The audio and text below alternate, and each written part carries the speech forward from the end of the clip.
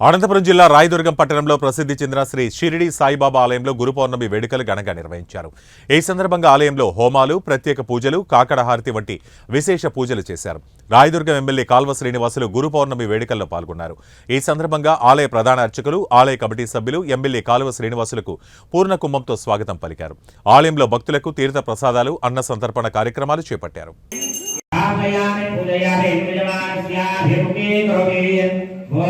उद्बुद्धस्वे सुन्दरस्य नारायणवेदगन्धवेदवेदमालियां प्रवरम् एता संवेदक्षत्रध्वज अथपदाकरुतं ब्रह्मणे प्रप्रदानं दक्षिणः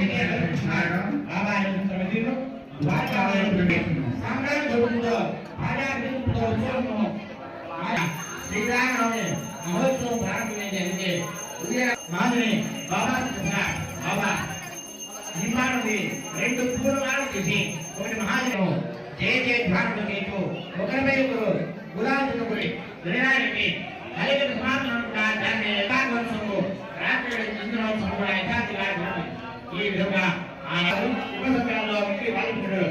దాన్ని తప్పించుకోవడమే బాగా ఆశీర్వాదం